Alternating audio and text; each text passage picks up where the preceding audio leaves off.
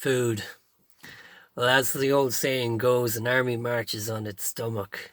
And back in the day, back in 2002, 2003, when I was in the Army Reserve, one of the things we used to do is we'd go on kitchen duty, and that would involve going to the cafeteria and basically tidying up the place and cleaning plates. And but one of those things that we did was we'd get to meet the cooks that would be there, and they're fantastic people. Like, they'd be preparing food, and it could be 50 people, it could be 250 people, but those guys would be so disciplined and so able to keep their timing, and so cool about it.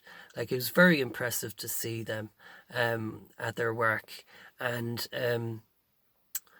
just one thing to note, like if you look up military.ie, you'll notice that the army offers apprenticeships for a whole scatter of skills, including chefing. And one of the advantages of being an apprentice in the army would be the fact that you have access to top-notch facilities and excellent equipment, and plenty of opportunities to practice and exercise those trades. What kind of meals do they serve? For breakfast, along with your toast and your Weetabix and your cornflakes, you go up to the kitchen, and they'd serve or they'd serve a slice of bacon, a sausage, some beans, and the choice of either a fried egg or a poached egg. For lunch, then you'd have a light meal like chips or pastries, and then for supper, you'd have the choice of chicken or beef, and just to top it off, you'd have a sherry trifle with some ice cream, and that'd make your day. Um, Also, they'd be preparing sandwiches for people on duties later on at the night. And that's all I have to say about barrack food. It was very good, very tasty. No complaints there. When you're out in the range now, we'd be far away from the cafeteria, but it'd be a long day on the range, and the next thing you'll see the army van pulling up, and you knew it was chock full of fruit and ham and cheese sandwiches, and ham and cheese rolls as well, and the driver would come out, and he'd set up a canteen, and he'd set up the tea. Yeah, and like they were very memorable times, like, having tea out on the range after a busy day on the range, just to have a tea and sandwich and a good chat about how things were working and how things were not working. um Later on, of course, there was the exercises. Whenever we went out on exercise, we'd be issued a 24-hour ration pack.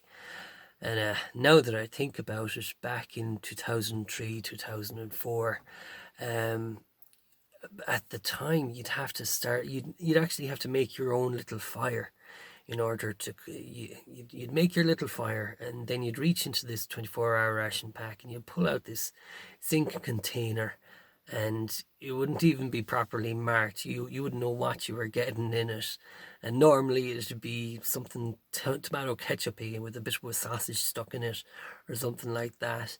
But it was a very messy affair, and usually I've nasty memories about coming out of those exercises, and my uniform would be stinking of like smoked beans, and you'd be trying to get rid of that smell for weeks out of your uniform.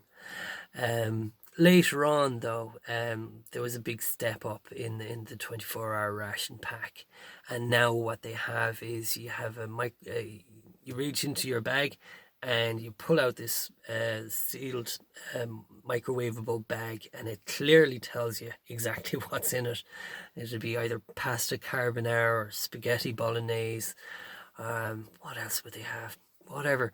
But the point is, you just got that bag, and you just put it into another bag, and in the bigger bag, would be a little sachet of chemicals. And what you do is you'd pour about a cup full of water into that bag, and then you'd fold it up, and you'd just leave it aside, and the chemicals would react with the water, causing it to boil, and within 10-15 minutes you have a ready cooked hot meal. And that was nice. That was very nice. Other things that was in that ration packs, you'd have beef jerky, you'd have energy bars, there'd be also energy drinks, and yeah, that's pretty much it in terms of the ration kit, and biscuits as well, and some condiments there, salt and pepper. I think they throw in a toothbrush and some toothpaste as well. I think they do. Yeah. Um, Other memorable occasions when you'd be out, like if we went out for a walk or a hike, um, people would be bringing their thermoses, and you know, those thermos flasks are fantastic. Like you can fry your sausages, stick them in that thermos flask. You'd hike up to Nathan Beg or do a 20k, and then and when you sit down and you open that thermos and there's some hot sausages in there, or better yet, like if it was a cold hike, if you're out in the cold and the wet, and if you had a thermos flask full of hot chocolate, that really hit the spot. And it was great to see, like, um anything else about food, and I won't talk too much about beverages, but just one last point.